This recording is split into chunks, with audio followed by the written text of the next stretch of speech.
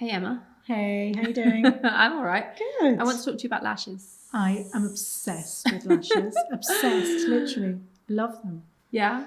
They make such a Are difference. we talking real, though, or appendages? So I've actually stopped doing any sort of lash inserts. I did used to, and then I got slightly addicted to them. And then just when they weren't in, I looked at myself like, what happened to me? My How do I eyes have look like this, disappeared. right? So I've actually weaned myself off that in the past couple of years. So we're talking real. Yeah, we're talking real. Okay.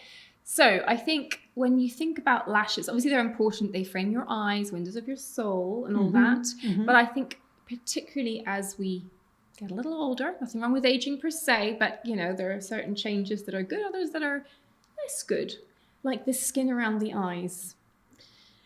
Yes, the skin around the eye is something that keeps me awake at night. But also, if you've got slightly smaller eyes or your eye shape or whatever it may be, I really find that when I do my eye makeup, it just opens up your eyes so much Have more. a good lash action. Yeah, absolutely. And I think particularly if you're prone to hooding, a little bit of kind of closing down of the eye socket. And I'll often say this to my Botox patients that like good lashes are kind of the final window dressing. We've made this all lovely and smooth, and like maybe the eyes are a little more open and rounded, from the treatment.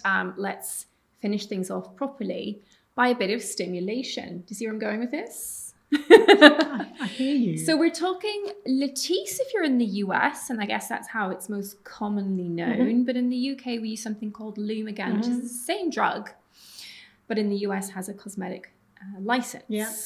So there are lots of lash growth serums about, aren't there? So many. It's all over the internet. So it's obviously a really common beauty desire, and there are a lot of products out there. But I suppose that in terms of actually giving you length, and we're talking about length here, I think it's really the only one that moves the needle. Yeah. There are so many lash serums which are sort of over the counter. A lot of them have peptides or various different products to coat the lash and to make it seem more volumized, almost like a volumizing shampoo or conditioner. But you're right, I don't think they actually change the way that they don't actually change the way that your lashes grow. No.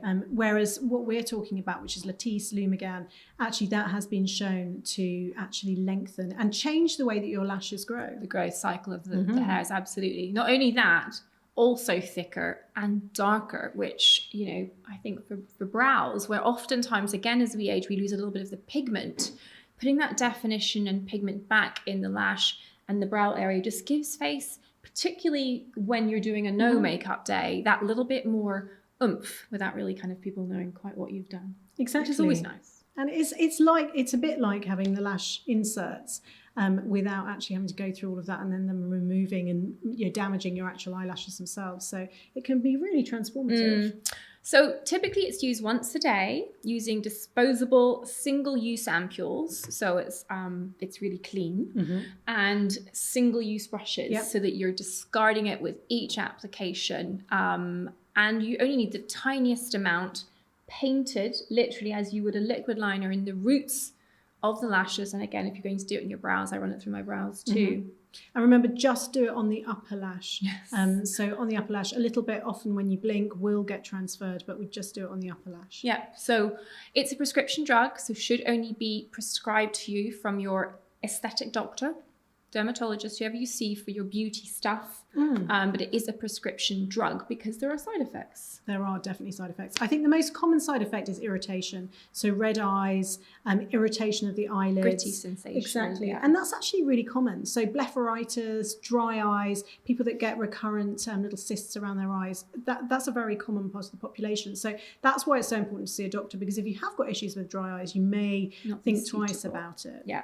The other thing is the precision of application is important because there is a risk of discoloration. So whilst we use the drug for treatment of a medical condition called glaucoma for the cosmetic purposes, we just want the effect on the roots, not in the eye where it can cause a little bit of pigment. So this is important if you've got light eyes, and it can potentially stain the skin, albeit that is reversible whenever you stop using it. So it's just about really being careful with how you use it. Yes, exactly. And just picking it carefully if you have got other underlying conditions around the eyes. So But in reality, most people actually tolerate it really well. So it's the same with so many things. Yes, there are potential side effects, but actually a lot of people find a lot of benefit from it and just tolerate it really well. Yeah. It takes about 8 weeks to get to your desired endpoint using it daily. And then I find you can often drop it down to every other day.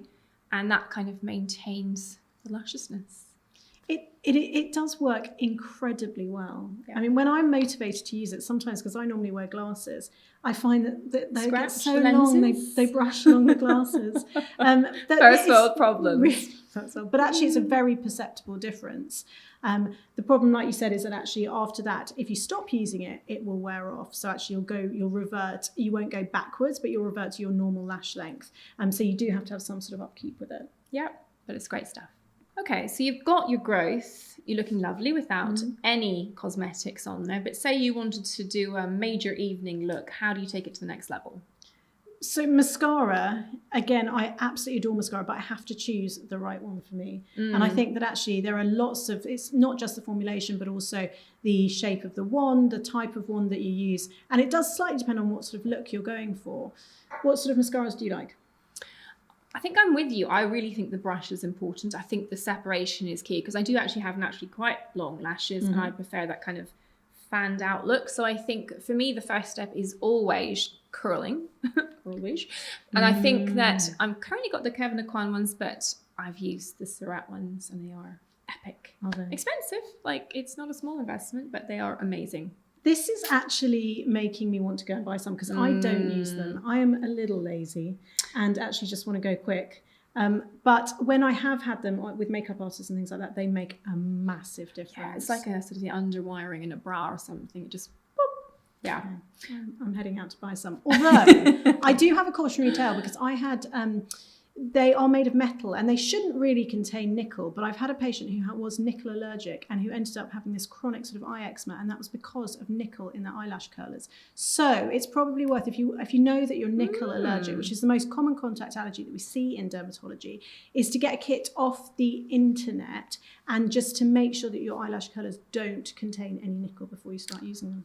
That's very clever. Isn't it? Gosh. Okay. I've never seen that myself in No. practice. But We don't- I one wouldn't to really- watch out for, to think of wouldn't think of it. asking. No. But it's definitely one I now ask with people with eyelid eczema. Sherlock Holmes of dermatology, that's I what you know. are. Okay, so you've curled. What is your current mascara of choice? So I have two favourites. I have the Lancome Hypnose, and I also really like the Too Faced Better Than Sex, but I actually like the travel size, and I think it's The just because wand, of exactly shorter the wand. control that you tend to get and the precision with which you can apply it. Yes, I do. For eyeliners, I like the travel size ones the same. I just find, easier to not go wonky. I like the IT Cosmetics, and I also Superhero, I think it's called, and I like the Chanel Le Volume. I find it gives that lovely density at the roots because I don't like much at the ends. I prefer the definition to be just around the roots and then almost nothing at the ends, just to minimize the clumpy factor. I'm scared of the clumpy factor. I think it is quite a personal choice depending on how sensitive your eyes are. You might need to use a sensitive skin brand, or for example what shape your lashes are, whether you're looking for length or volume. I used to use then a comb to actually just comb out the clumps, which I used to find quite helpful, but that's all gone. Kids, this is what happens. Mascara, if I put mascara on, I'm happy. If I'm really clamped, I'll use the spoolie on my eyebrow pencil. But, it doesn't give the same, individual definition as the combs do. But maybe I need to get a comb. Yeah, I need to get the curlers, you need to get the comb. Then we'd have the perfect lashes.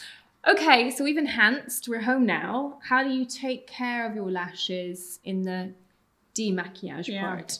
Do you know the interesting thing is, I can only put mascara on really nicely once a day. So I tend to find that if I'm going out in the evening, I don't tend to put it on the day because I find that once you take it off, then re-putting it back on, again, probably done too quickly, is really, really hard. Okay. So I have one chance application in the only. day. I don't tend to top mascara up through the day, but I mean, if I did want that really oomphy lash for nighttime, I'd probably put a little bit extra just in the outer corners, just to wing out with my cat flick, my liner. Yeah. But I think in terms of getting off 2 layers of mascara, then you really are in trouble Because I think eye makeup removal is really, really challenging. It is really challenging. And I think what you don't want to be doing is rubbing really, really hard. You definitely don't want to do that really bad. So you want to choose a product that actually lifts off with minimal friction. Yeah, because I think you can't really harm the lashes per se. I don't think you really condition the lashes with the way you remove your eye makeup.